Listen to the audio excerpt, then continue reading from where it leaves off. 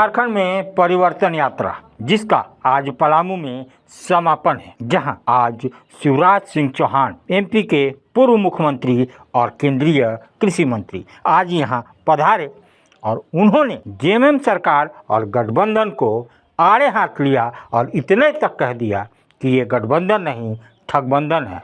ये मैया सम्मान योजना लोगों के लिए छलावा है और ये कुछ नहीं होना है। ये चुनावी मुद्दा बनाया हुआ है और महीने दो महीने दे करके इसको बंद कर दिया जाएगा। वहीं बाबूलाल मरांडी ने कहा कि अब झारखंड में भाजपा की और सिर्फ भाजपा सरकार बनाएगी और कैसे झारखंड का विकास होता है वो हम दिखाएंगे। पूर्व में भी विकास किया था, आज भी विकास करेंगे।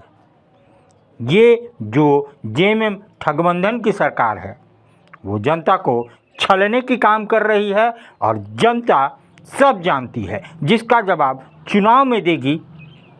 के बाद भाजपा की पूर्ण बहुमत की सरकार बनेगी और झारखंड का विकास होगा।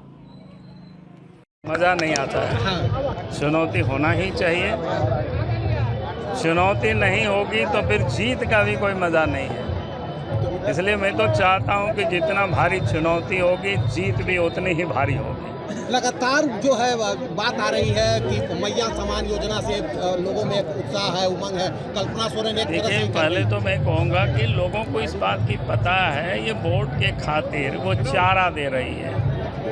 अगर हेमंत सोरेन को माँ बहनों की सम्मान की चिंता होती, 1 साल पहले से देती, 2 साल पहले से देती, और उन्होंने जो घोषणाएँ की थी, महिलाओं को 2000 रुपया चूल्हा खर्च देंगे, तो अब 5 साल से देती, क्यों 5 साल तक नहीं दी? तो इसलिए लोग जानते हैं कि घोषणा करके अगर 5 साल कुछ दिया नहीं और 2 साल अगर 1-1 बांट रही है सरकार, इसका मतलब है सीधा चुनाव में वोट लेने के लिए। इसलिए जनता अच्छी तरह से जानती है। इसलिए 2000-3000 जो भी महीना में मिलेगा, 1-2 महीना, वो ले भी लेगी और वोट इस बार बीजेपी को देगी, क्योंकि बीजेपी का क्रेडिबिलिटी, विश्वसनीयता लोग जानते हैं।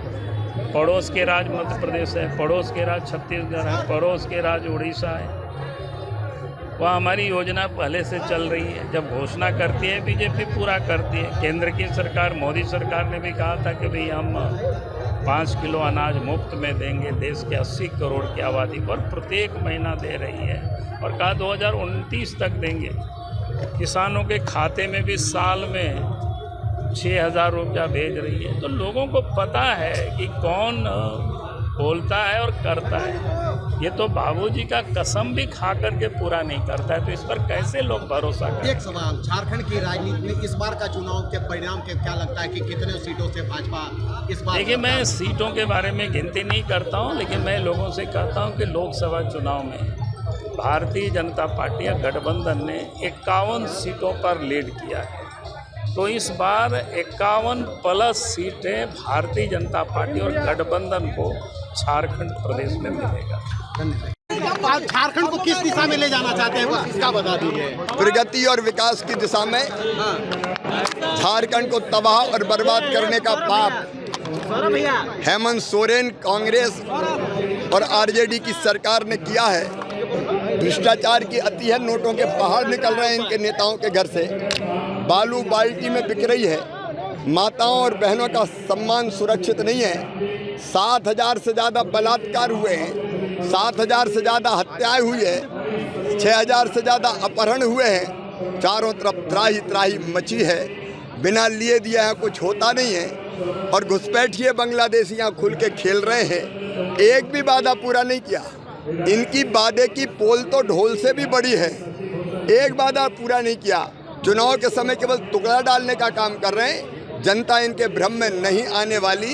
ये गठबंधन ही ठगबंधन है, जिसने जनता को ठगा है, और इसलिए परिवर्तन यात्रा में परिवर्तन की लहर चली है, जो इस सरकार को उखाड़ के फेंक देगी। एक सवाल खाली, आप केंद्रीय मंत्री हैं और अगर सरकार बनती है तो पलामू को विशेष रूप से क्या कहना चाहेंगे? पलामू में आपने इतना अच्छा ये प्रमंडल है, यहाँ की बहती नदियाँ, पानी सब चला जाता है समुद्र में। यहाँ के नदियों के पानी को रोक के हम कैसे किसान के खेतों तक पहुँचाएं? अरहर यहाँ होती है बहुत अच्छी, पहले बहुत अच्छी होती थी, हम खरीदेंगे किसानों को न्यूनतम समर्थन मूल्य में। किसान मित्र आए हैं, उनका ज्ञापन मुझे मिलेगा तो उस पर भी मैं विचार करूंगा।